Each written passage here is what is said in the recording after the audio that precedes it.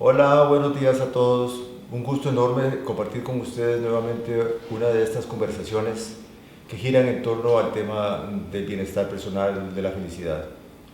Me es muy grato informarles que hoy vamos a hablar con el amigo querido Carlos Solórzano, el licenciado en Economía. Así que nuestro tema de hoy será la economía, la sociedad y la felicidad. Carlos, muchas gracias por estar acá. No, gracias a vos, un placer. Lo básico, ¿qué tiene que ver la economía del país con la felicidad? A ver, el problema es el asunto de los conceptos. Ajá. Entendemos por felicidad la satisfacción de un objetivo personal. Ajá. Entonces, la felicidad son instantes que se dan en determinados momentos de la vida. Correcto. La economía simplemente es el instrumento del conocimiento que permite la satisfacción de necesidades usando recursos escasos. Okay. Entonces, una economía nacional es el conjunto de satisfactores de necesidades o los niveles de satisfacción de necesidades que se dan en esa economía. En la medida que haya satisfacción de necesidades en economía, posiblemente vamos a encontrar un mayor nivel de bienestar. Correcto. Llamemos ese por ahora como sea. Entonces, en la medida que hay mayor bienestar en una economía, uno podría pensar que hay mayor nivel de felicidad. Correcto. Siempre y cuando la felicidad de las personas sea sumable. Es uno de los problemas que hay no solamente en la economía, sino también en la parte psicológica. Si la felicidad de una persona y otra persona y otra persona puede ser sumadas para hablar de la felicidad social. La felicidad social, que finalmente es la meta colectiva, ¿no? Exacto. Entonces, ahora, y el nivel de bienestar que se logre, posiblemente sí va a ayudar a la felicidad, o a significar felicidad. Ahora, cuando hablamos de bienestar de una economía, normalmente, digamos, en términos keynesianos, uno habla de pleno empleo. Ya. O sea, una economía que está en pleno empleo es posiblemente una economía que tiene mayor posibilidad de bienestar, posibilidad. Okay. Porque aparte de el empleo, el bienestar no solamente se logra por eso, sino también por el tema de la distribución de la riqueza. De la riqueza que se genere con el empleo. Exacto, que es uno de los grandes problemas que uno encuentra en las sociedades modernas. Hay grandes niveles de crecimiento, hay grandes posibilidades de bienestar, pero no hay adecuada distribución y entonces posiblemente encuentra uno conflictos con la felicidad. Claro, que ese ha sido el tema de toda la historia de la humanidad, de que se empezó a desarrollar como sociedad el tema de cómo distribuir la riqueza que se genera. Ok, a partir de los años 30 más o menos del siglo XX, nos hemos desarrollado como una sociedad el estado de bienestar, apoyado mucho, se lo acaba de mencionar, en las teorías keynesianas principalmente. ¿Cuál es esta teoría? ¿Qué es lo que dice Keynes y por qué? Tal vez por qué no sería la pregunta correcta, sino el modelo de desarrollo keynesiano, que lo que hemos manejado desde hace ya bastantes años, ¿ha servido para algo, para el bienestar de la gente? Ok, hay que hacer nuevamente una diferenciación interesante. Los planteamientos que hace John Maynard Keynes en los años 30 sobre el empleo y la necesidad de generar riqueza a través del empleo es un concepto, es un modelo muy práctico, muy interesante, que se aplicó en la gran recesión norteamericana. Correcto. Para el desarrollo. Y entonces el tema creo que importante es que a partir de esas ideas de Keynes de los años 30, lo que se llaman los neo-keynesianos, o sea, los seguidores de Keynes, desarrollaron lo que es el enfoque neoclásico, se le llama, que intentaron hacer una fusión de la teoría clásica económica con las teorías de Keynes y desarrollaron una nueva teoría que es se desarrolló, se concluyó en lo que se llama el estado del bienestar. El estado de bienestar, eso es. Que funcionó como teoría interesante, como teoría mixta, llamémoslo así, muy interesante hasta los años 80. Okay. En los años 80 estallaron la situación y entonces comenzó a hablarse mucho de un nuevo enfoque, que es el enfoque monetarista de Milton Friedman, que tuvo grandes apoyos. Economías como la chilena, economías en Centroamérica, digamos, El Salvador estuvo pensando mucho en ese enfoque, pero que ahora, después de la crisis de los 2008, todo el desarrollo de lo que llaman los norteamericanos el easy money, o sea, el tirar plata a la economía para activarla, que lo ha hecho la Reserva Federal de los Estados Unidos, sí, el Banco Central Europeo y el Banco de Japón, han demostrado que el enfoque ese monetario no es tan cierto. O sea, porque uno de los elementos de la crítica fundamentales de Friedman era que el exceso de moneda, pues, lo que iba a generar es inflación, no iba a generar crecimiento. Y en los Estados Unidos no ha sido ese el caso, no va a ser el caso en Europa ni en Japón. Algunos monetaristas todavía defienden que lo que ocurre es que hay muchas fugas de dinero hacia otros países, entonces eso no ha implicado inflación. Pero en realidad, o sea, ese concepto del estado del bienestar, que es un logro del pleno empleo con una participación del Estado como elemento redistributivo del ingreso a través de impuestos y subsidios, tuvo bastante éxito durante mucho tiempo. La socialdemocracia es una forma política de aplicar la regla del estado del bienestar. Podríamos concluir, perdón, que ese contrato implícito que estaba funcionando el estado de bienestar cumplió su cometido. Sí, yo creo de los años 30 a los años 80 que me estás mencionando, y después como que ha venido a menos. Ha venido menos porque también la economía, en la medida que la economía ha mejorado las condiciones de bienestar. O sea, la situación económica de un pobre de los años 30 y un pobre de los años 80 es muy diferente. Muy diferente. Ciertamente. Hace que efectivamente las cosas han mejorado. Claro. El problema es que esa mejora también ha generado una serie de concentraciones de riqueza y en esas concentraciones de riqueza ha generado problemas de insatisfacción y también problemas de corrupción. Correcto. Que es el mal de la humanidad en ese que momento. Yo creo que es el cáncer de la humanidad y que en general todos los países están padeciendo con mayor o menor nivel. Así es. El problema de la corrupción. Un caso muy particular e interesante son los países nórdicos, donde el estado de bienestar ha generado una cantidad de redistribución de riqueza entre la gente, o sea, con niveles impositivos, en el caso danés de 70%, que esa redistribución ha permitido que el nivel de satisfacción sea mayor y es donde uno encuentra menores niveles de corrupción también.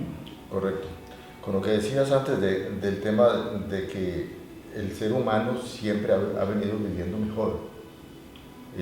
Cuando la gente habla de que todo tiempo pasado fue mejor, yo siempre estoy opuesto a esa idea, porque yo digo que todo tiempo pasado fue peor. Y aquí hago eco a las palabras de Edward Husserl, un divulgador español, porque siempre hay un proceso de mejora, y el ser humano a lo largo de los años, cuando se instaló, sobre todo el tema industrial, el ser humano ha mejorado y mejorado. Ahorita se nos metió el problema de la corrupción, que nos tiene bien enredados con esto, y es el enemigo número uno del bienestar precisamente y de la posibilidad de una mayor felicidad colectiva, el tema de tanta corrupción.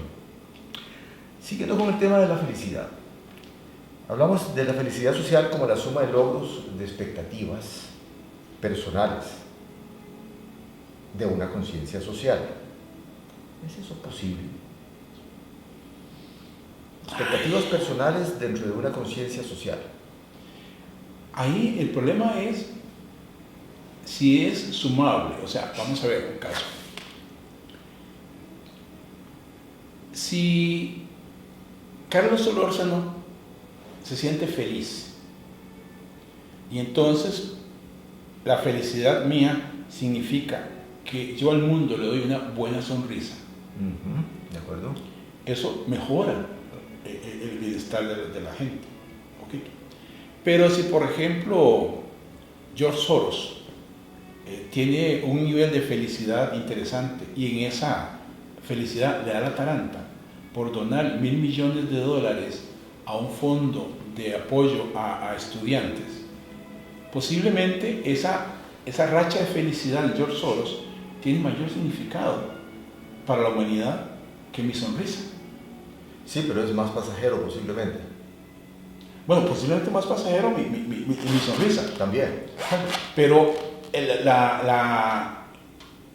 las implicaciones de la felicidad de George Soros posiblemente tienen mayor efecto en la felicidad de la humanidad porque hay mucha gente que se va a beneficiar con ese fondo. Recordemos que el tema según la ciencia, la felicidad tiene que ver con calidad de vida.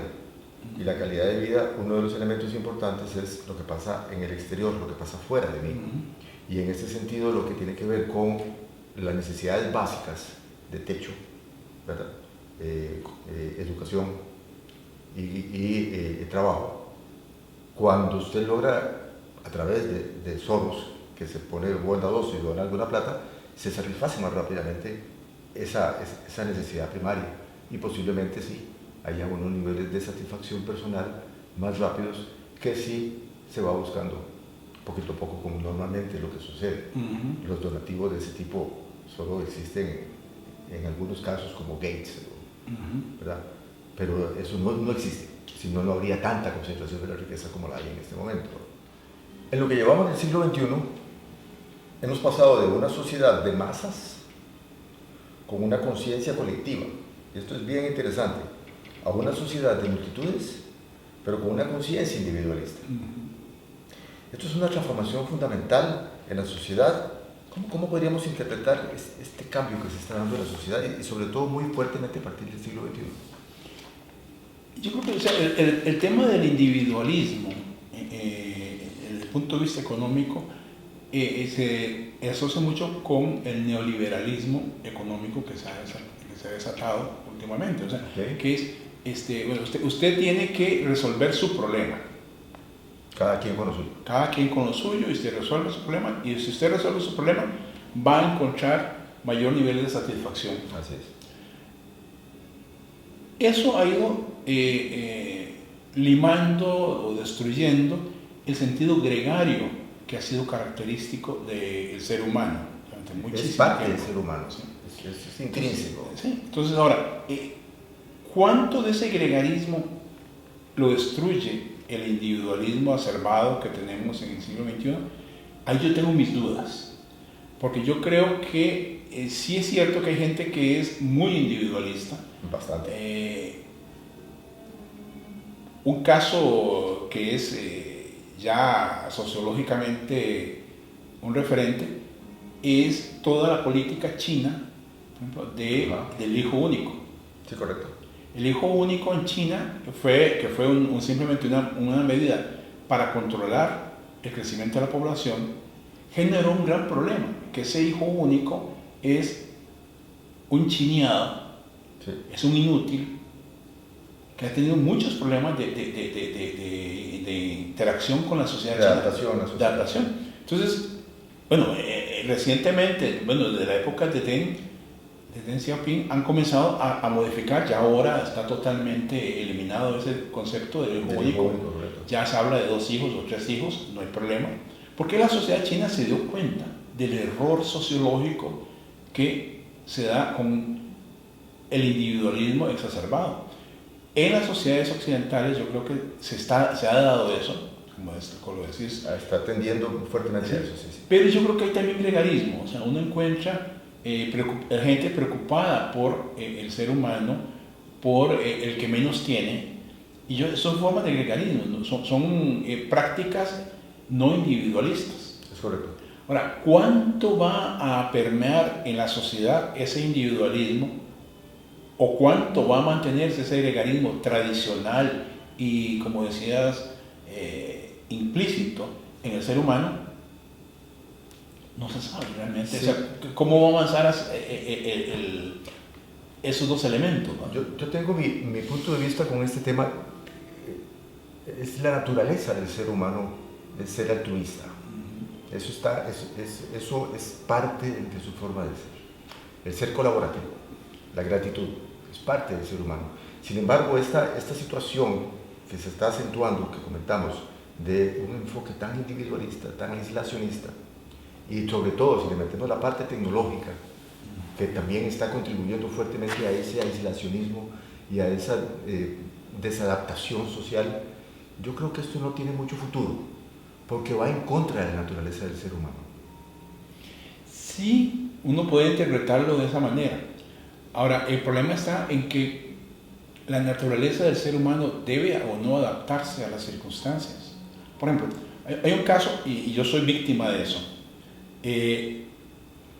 A mí me preocupa muchísimo que los niños en la actualidad pasan con el teléfono o la tablet. Eso es muy dañino. Y en teoría es dañino, porque aísla al niño y evita que tenga interacciones. Entonces, yo ataco eso.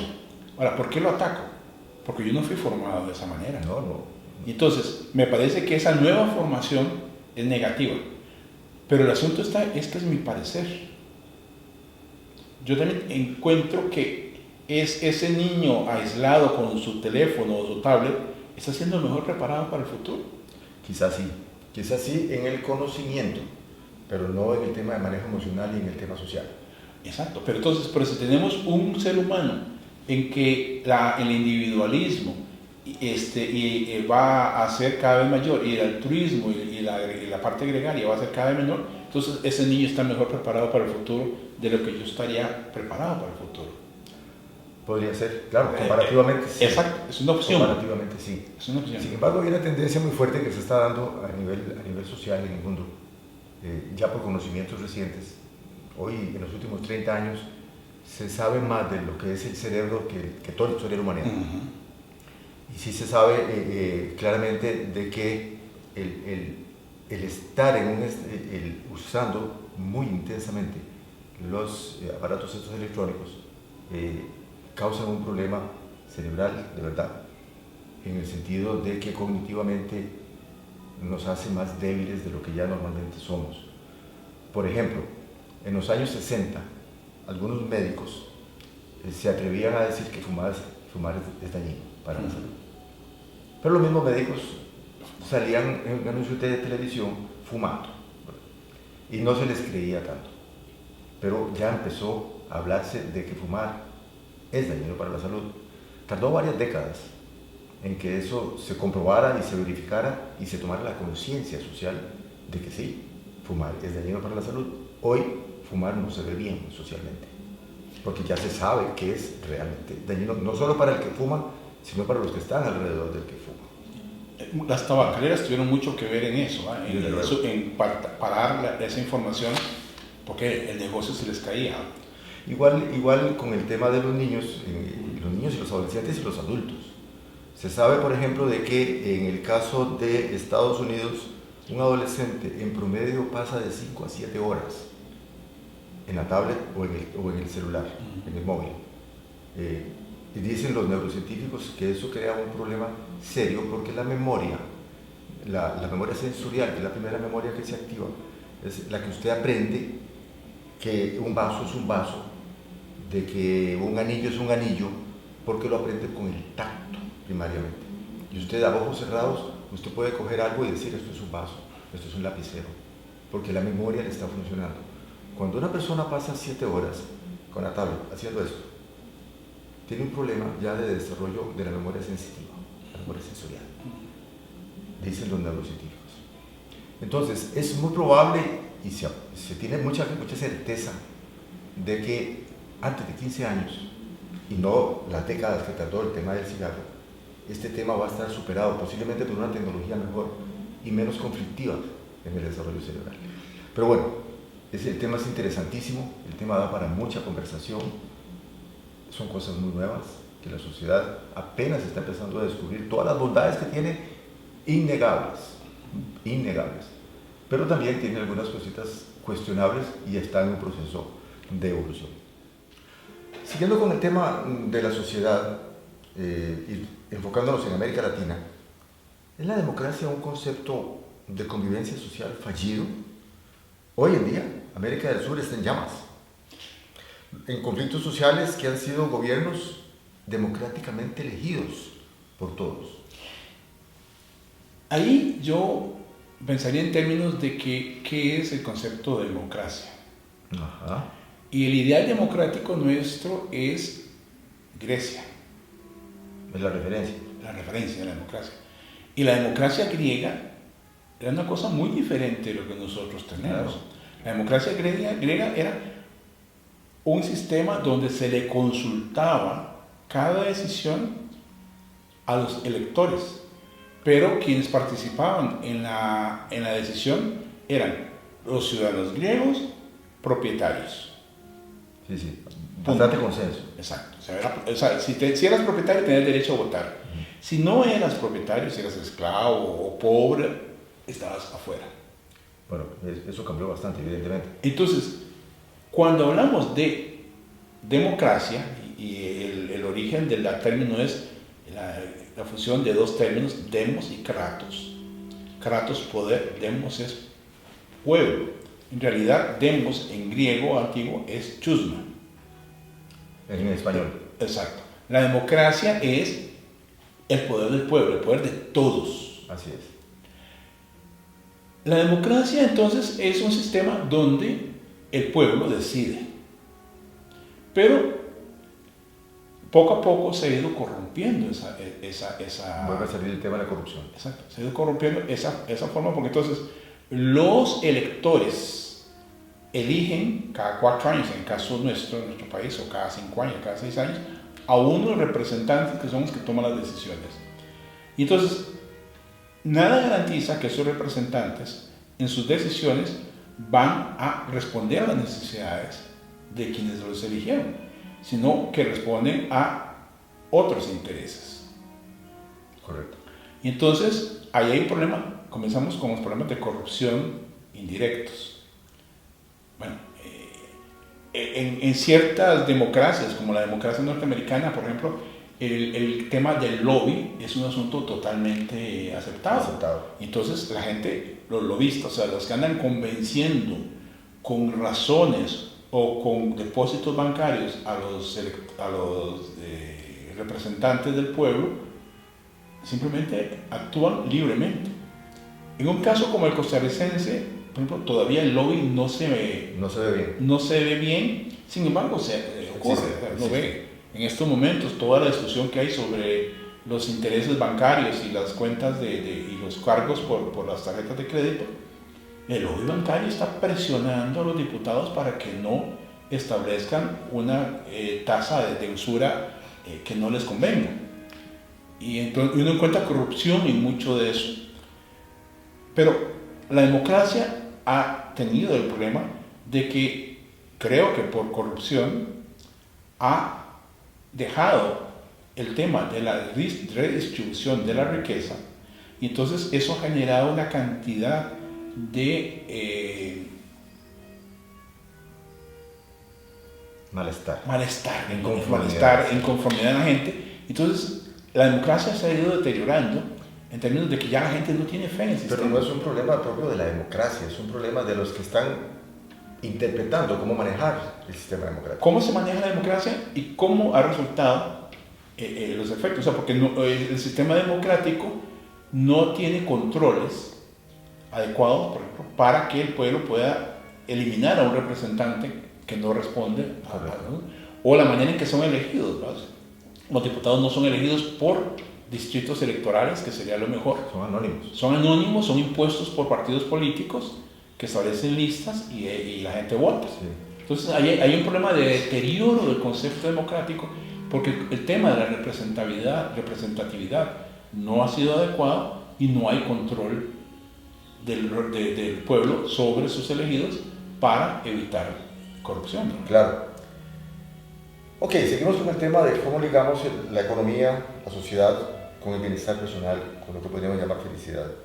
Una parte importante de la triada para lograr vivir felizmente es el componente del país en que vivís. ¿Es correcto tener las expectativas de la felicidad social propiciada por el Estado entonces? Depende de tu enfoque económico. O sea, si sos keynesiano, posiblemente vas a tener preferencia porque el Estado participe, si sos liberal, vos vas a querer que el Estado no participe porque ha demostrado ser ineficiente, dicen ellos. Entonces, ahí hay un problema de qué calidad de Estado tenemos para juzgar su participación. O sea, si tenemos un Estado redistributivo, poco corrupto, que se mete en lo que le corresponde y no se meta a distorsionar el mercado. Uno podría pensar los casos de siempre, los que según la ONU, los 10 países más felices del mundo como país, con indicadores macroeconómicos que se hacen estas mediciones, son en su mayoría nórdicos, ex-vikingos. Y bueno, hay estados súper eficientes que están haciendo la labor que todos quisiéramos hacer. ¿Por qué no se puede copiar eso? Sí, porque yo creo que a los políticos no les conviene. Creo que es un tema de cultura también, ¿verdad? Hay una herencia cultural ahí de por medio. Parte de conveniencia también. Parte de herencia cultural, pero también hay como un asunto de conveniencia. O sea, a los corruptos no les conviene sistemas que no permiten la corrupción. Entonces, Carlos, de cara a esto, y siendo tan relevante para el bienestar de la persona, para poder lograr sus anheladas veces de disfrutar de momentos felices, el lugar donde vives, que está muy influenciado por cómo se administra ese lugar donde vives, deberíamos como sociedad rediseñar un modelo diferente, que no sea basado en el consumo, por ejemplo, que no sea basado en lo que tenemos hoy, en la forma de gobernarnos, sino en otra forma de convivencia, sobre todo ante el avance tecnológico y la pérdida de los empleos. Bueno, ahí hay todo un tema interesante cuando hablamos de la pérdida de los empleos. ¿Correcto? O sea, porque nuestra sociedad está sufriendo un cambio en el término de que la sociedad moderna requiere empleos de cierto tipo de gente humana que tiene buenos empleos, pero eso ha generado una cantidad de desempleo. Mucho desempleo. Y el desempleo es la fuente fundamental del descontento. Es como nos hemos desarrollado finalmente, es con el empleo, ¿no? No, o sea, de hecho, la definición keynesiana de estado de bienestar es el pleno empleo. Claro. Entonces, si tenemos un problema de desempleo, tenemos insatisfacción de la gente, pero también hay un asunto de evolución. O sea, por ejemplo, la sociedad costarricense que añoramos, y por eso no estamos hablando, como planteaba, de que todo tiempo pasado es mejor. No, o sea, en el caso, el pasado costarricense es un pasado muy interesante que ha sido afectado en la actualidad por situaciones muy particulares que ha generado insatisfacción y que sí, es necesario cambiar. Ahora, ¿cómo cambiarlo? Es todo un tema. Hay un reto importante que la humanidad no se lo ha planteado a plenitud todavía. Nos hemos desarrollado desde que nació la industria, lo que yo llamo en una sociedad bancarizada. Es una sociedad donde la educación, todos los sistemas educativos nos han formado para trabajar, para producir dinero, para consumir. Y en ese proceso, en ese ideal de trabajo-consumo, nace la competitividad también, la competencia por ser mejor. Cuando se empiezan a perder empleos de todo este tipo, producto de la tecnología, pareciera que vamos en sentido contrario de cómo hacemos para tener un mundo mejor, cuando lo único que hemos hecho durante muchos años es educarnos para trabajar, para generar dinero, para consumir. Ya es el momento de repensar un poco el mundo, porque ciertamente la generación de empleos cada vez se torna un poco más difícil, sobre todo en el tema que tenga que ver con tecnología y aquellos empleos que son bastante repetitivos, aunque a nivel de diagnósticos los equipos, las tecnologías también pueden establecer diagnósticos bien interesantes. ¿Será que habrá que repensar un poco ya, porque ya está pasando, equipo sociedad, cómo hacemos para redistribuir la riqueza, que no hemos sido capaces de hacerlo con el modelo que pareciera hay que pensarlo, pero ahorita hay que pensar en otra cosa adicional. Es a los miles de millones de personas que necesitan trabajar para comer, para generar riqueza, y los empleos están cada vez más escasos. Hay que repensar eso otra vez. Yo creo que sí. O sea, recordemos que nosotros, la humanidad tuvo la revolución agrícola, Sí. la revolución industrial, y ahora tenemos una nueva revolución, la revolución del conocimiento. El conocimiento, correcto. Entonces, la humanidad tiene que adaptarse a esa nueva situación de la revolución del conocimiento. Es un cambio bien abrupto.